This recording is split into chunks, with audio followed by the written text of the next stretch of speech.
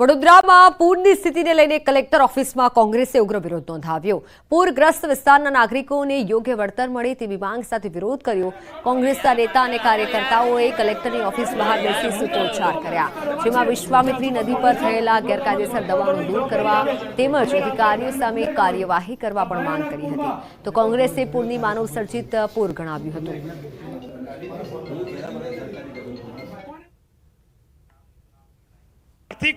आर्थिक सहायना नामे वडोदरानी प्रजानी मजाक उड़ावो छो।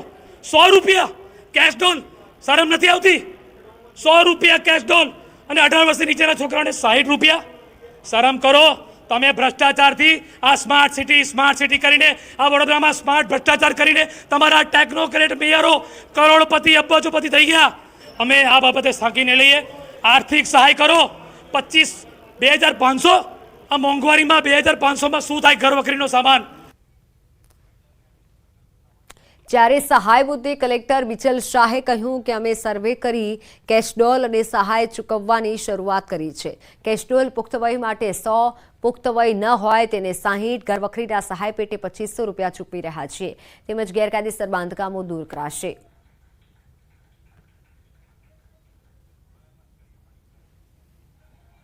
સફાઈ યુદ્ધના ધોરણે કરવાની અને સહાય અને સર્વે જે છે એ શક્ય એટલો જલ્દી પૂર્ણ કરી અને જે પણ પાત્રતા ધરાવે છે તેને સહાય ઝડપથી પહોંચાડવામાં આવે અને સફાઈ ઉપરાંત આરોગ્યલક્ષી જે કંઈ પણ દવાનો છંટકાવ અને જે સર્વેલન્સ એક્ટિવિટી છે એ પણ યુદ્ધના ધોરણે હાથ ધરવામાં આવે તેવી તંત્રને માર્ગદર્શન આપવામાં આવેલું છે। અમદાવાદમાં બીજે મેડિકલના ડોક્ટરો કરશે હડતાલ। રેસિડેન્ટ ડોક્ટરો કાલથી હડતાલ પર ઉતરશે। ઇમરજન્સી સહિતની તમામ સેવાઓ બંધ રહેશે। કેટલીક માંગ પૂરી ન થતા હડતાલ પર ઉતરશે। 6 મહિના બાદ પણ માંગ પૂરી ન થતા તબીબોમાં રોષ જોવા મળી રહ્યો છે। ઇમરજન્સી સહિતની તમામ સેવાઓ બંધ રાખવામાં આવશે।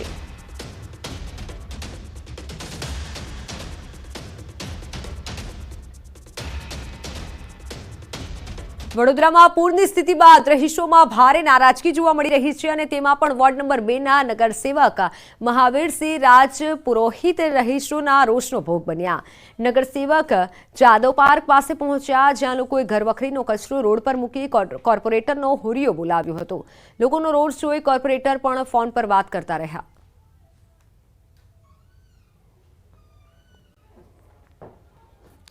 બનાસકાંઠાના ધાનેરામાં પાલિકાની ટીમ પર હુમલા મામલે પોલીસ તપાસનો દમદમાટ શરૂ થયો છે।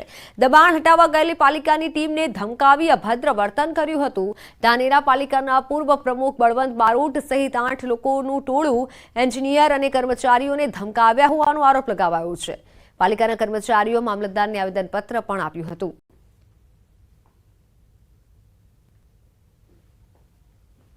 ટોળાને ભેગું કરી નગરપાલિકાના સ્ટાફ વિરુદ્ધ અસભ્ય વર્તન કરી નગરપાલિકાની કામગીરી ખોરંભે પડે, સરકારી કામગીરીમાં રૂકાવટ આવે, નગરપાલિકાના સ્ટાફનું મોરલ તૂટે એ પ્રકારનું વર્તન કરવામાં આવેલ હતું।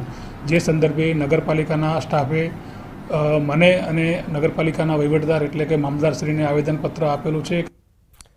સુરતમાં ક્રાઇમ બ્રાન્ચને મોટી સફળતા મળી છે। 5 વર્ષથી ફરાર આરોપીની ધરપકડ કરાઈ છે।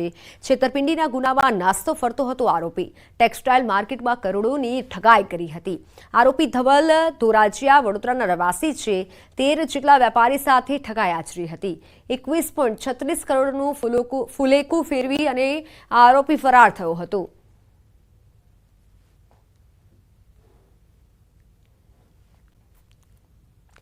અમદાવાદમાં ગોમતીપુર પોલીસ સ્ટેશનમાં હોબાળો થયો। દેશી દારૂની પ્રવૃત્તિને લઈને મહિલાઓએ હોબાળો કર્યો। ગોમતીપુર પોલીસ હાય હાયના નારા લગાવ્યા। દેશી દારૂની પ્રવૃત્તિ પર કાર્યવાહી કરવાની માંગ ઉઠી છે।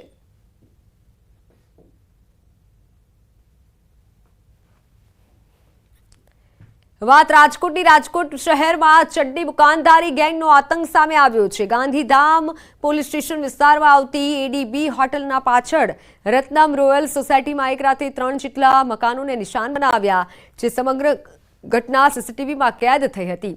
ત્યારે સમગ્ર મામલે ગાંધીગ્રામ પોલીસ સ્ટેશનમાં ચોરીની ફરિયાદ નોંધવાની તજવીજ હાથ ધરાઈ છે।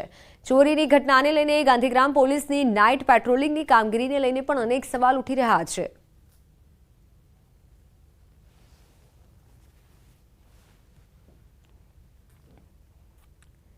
2 મહિના પહેલા સુરતના ડાજણ વિસ્તારમાં પાનનો ગલ્લો ચલાવતા વૃદ્ધા પર હુમલો કરી લૂંટ ચલાવાઈ હતી. તો આ મામલે પોલીસે બાતમીના આધારે મહિધરપુરા સળિયા માર્કેટમાંથી 2 આરોપીને દબોચી લીધા છે. લૂંટારુઓએ વૃદ્ધા પર હથોડીથી ઘા ઝીંકી મંગળસૂત્રની લૂંટ કરી હતી અને ગલ્લામાં તોડફોડ કરી હતી. બંને આરોપીઓએ તેમના 2 સાગરીત સાથે મળી લૂંટની ઘટનાને અંજામ આપ્યો હતો. આરોપીઓને પૈસાની જરૂરિયાત હોવાથી લૂંટ ચલાવી હોવાનું સામે આવ્યું છે.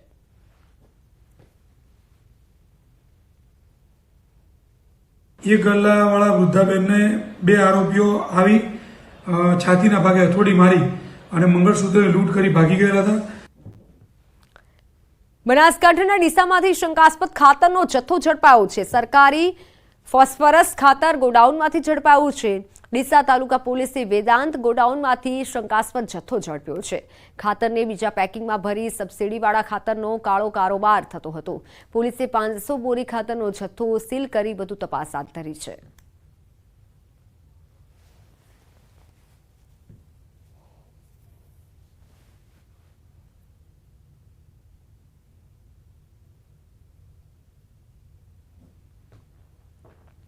વાત સુરતના કતારગામમાં ડાયમંડના કારખાનામાંથી 3 દિવસ અગાઉ હીરાની ચોરી થઈ હતી. આ મામલે પોલીસે 2 આરોપીને ઝડપી પાડ્યા છે. 1,83,000ના હીરાની ચોરી કરી ભાગી છૂટ્યા હતા તસ્કરો. સમગ્ર ઘટના સીસીટીવીમાં કેદ થઈ છે. પોલીસે ફૂટેજના મદદથી બંનેને ઝડપી પાડ્યા છે. બંને સામે કતારગામ પોલીસે ચોરીનો ગુનો નોંધી વધુ તપાસ હાથ ધરી છે.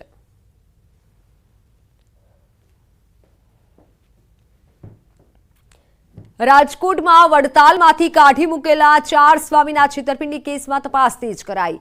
4 સ્વામી સહિત કુલ 8 લોકો વિરુદ્ધ ભક્તિનગર પોલીસ સ્ટેશનમાં 3 કરોડથી વધુની છેતરપિંડીની ફરિયાદ નોંધાઈ.